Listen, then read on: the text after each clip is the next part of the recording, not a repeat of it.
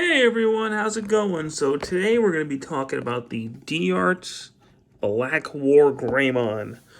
This is a much older figure. I never had the D-Art's BlackWarGreymon. I did have the D-Art's WarGreymon, but I never had BlackWarGreymon. And then I got rid of the D-Art's WarGreymon when the figure art came out. So they never did BlackWarGreymon in figure arts. I wish they had, but they didn't. So I just kind of was like, all right, well, I don't have the mold anymore. So I bought the D-Arts one. And here he is. So D-Arts BlackWarGreymon, this is Digimon Adventure 02. This is the same exact image. You could tell by the red hair in the back. They just kind of repurposed the colors. BlackWarGreymon, BlackWarGreymon, WarGreymon, side of the box, top of the box, BlackWarGreymon. So here is D-Art's BlackWarGreymon. And he's the exact same figure as the D-Art's WarGreymon, except he's black. So, character-wise, BlackWarGreymon is, to my knowledge, has only had one fictional appearance. Well, I mean, he had multiple appearances in the show, but he was only in one show, and that was Digimon Adventure 02. So, around halfway through the series, I think he shows up at episode 30, I think he shows up in. And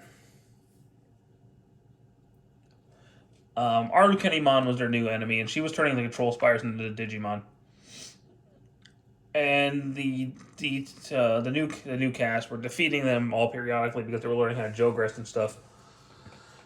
And she was like, all right, why don't we take 100 control spires and merge them into one Digimon? And so they did that. And it turned into BlackWarGreymon, who, in terms of power, is literally exactly the same as WarGreymon. So, he's there, and Paildramon shows up to fight him, and Paildramon can't really hurt him. BlackWarGreymon just, pulverized him. But because Articulation created him, but because he's a mega, he's like, yeah, no, I'm stronger than you, so I'm dipping. So he leaves. And he's very much angsty. He's like, why do I exist? What is my purpose? That's his whole thing. So he's like, I'm gonna just destroy the Destiny Stones and find my true enemy. He does destroy all the Destiny Stones, which Azulongmon shows up after he had defeated Shakuamon, Sulfimon, and Paildramon. He beat all three of them. And Azulongmon shows up, and he's like, oh, I don't know what I'm doing with my life, blah, blah, blah, type thing. He's just kind of gone for a while. Then he shows back up in episode 46 to fight WarGreymon. He fights WarGreymon in a completely dead even match until Imperialdramon jumps in. That was part of the episode I hated. Why did Imperialdramon need to jump into the fight? But next episode, he confronts Oikawa, who was actually Malamyotismon, and kills him. So, there you go. That's all he ever really did. But he looked cool. He looks really cool. But as a character, that's all he ever really did. I mean, he's appeared in video games and stuff, but 02 was his, major character appearance. I really don't know if he was in any other, movie or anything. Black Agumon did make a brief appearance in Ghost Game, but we don't know if he's going to become BlackWarGreymon or not. Anyway, that's neither here nor there. So in terms of the figure itself, look-wise, he looks great. I mean, it's a dated design because of the D-Art, but the paint's really good, and he does look like BlackWarGreymon. And the QC on him, admittedly, is a lot better than the original WarGreymon.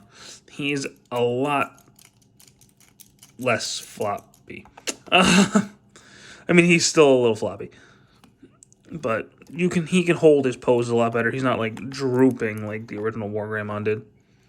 As I say that as he droops. Granted, this is a 11-year-old mold.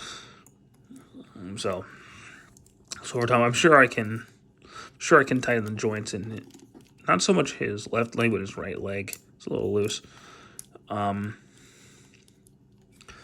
So articulation-wise, his head is on a turn that far. His arms can do a full 360. Can go in and out the shoulder, and the shoulder armor moves to accommodate it. He's got a weird crunch here. Like, it doesn't really go forward, but it moves. It's strange. He's got a double elbow joint. Does he have a double elbow joint? Yeah, he does. He has a double elbow joint. He's got a wrist turn. His legs can go forward, and they can go back. They could go out really far. He's got a double knee joint, and you could pull out the ankle to have a pivot there. So he does have quite a bit of articulation. Accessory, oh, and the Brave Shield does move a little bit, but you can't actually get it perfectly closed. And his doesn't have the Crest of Courage on it, which is accurate. BlackWarGreymon doesn't have the Crest of Courage on his back. So there's that. Accessory-wise, he doesn't come with much. You can take off his hands, which this is a fault of the mold, and I'll talk about that in a minute.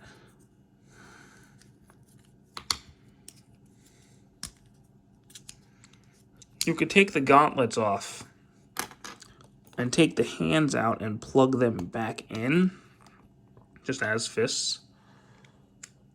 Which I don't know if that ever happened to BlackWarGreymon.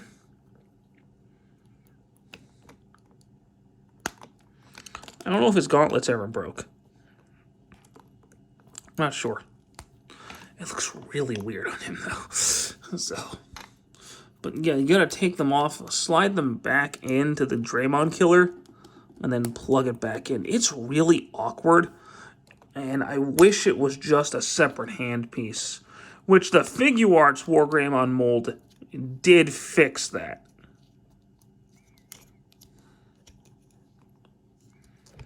So it's like Bandai listened to what people said about them. But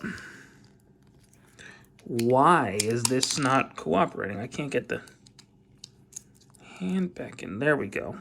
That fits in really tight, actually. So I won't be doing this much.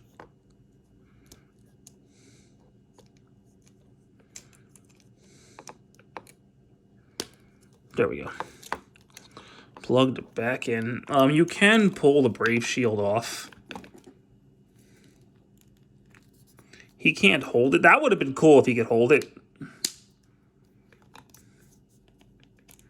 Since you see WarGreymon actually do that. He just put the shield over his hands. And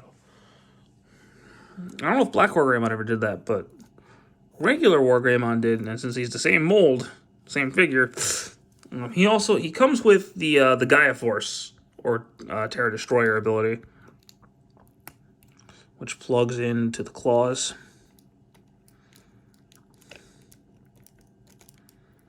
Like that.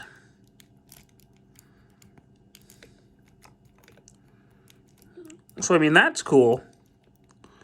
That's the one thing I'll give the D-Arts over the Figuarts, is that he comes with the Gaia Force ability, which I think is pretty cool.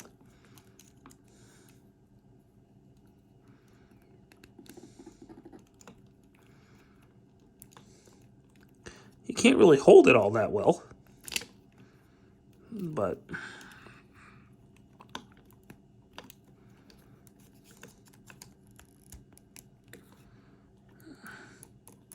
like if you wanted to pose him like charging it and then throwing it, could. And it's pretty small. It looks like, because when he first creates the attack, he does a small one. The stock footage, he has a small one, then it expands, he puts it over his head. So it looks like the beginning of the attack rather than the finisher. So I wish he had a big one. But in and of his own, he's a good figure. BlackWarGreymon's a cool toy.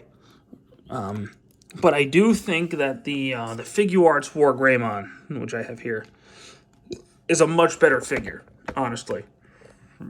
He feels a lot more sturdy. He looks more animation accurate. The gauntlets are better. He feels better. BlackWarGreymon, if you want the mold, you're better off getting BlackWarGreymon than WarGreymon, simply because the Figure Arts WarGreymon does exist. And it's much better, in my honest opinion. But the figure's not bad. He's a pretty good figure. I just wish they would paint him up black and make BlackWarGreymon out of this. I think that'd be real cool. Maybe he'll be the next premium color edition as BlackWarGreymon. Who knows?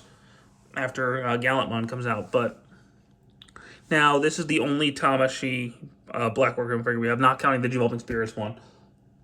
And he's pretty good. He's pricey to find in the aftermarket, though. So, happy hunting if you want him. They do look good together. Like, they actually contrast each other really well. To have, like, this one's the good guy, this one's the bad guy type of thing. Like, they do contrast really well. But I think this is the better mold. Is this WarGreymon right here. But he's not a bad figure by any means. He's a pretty good one.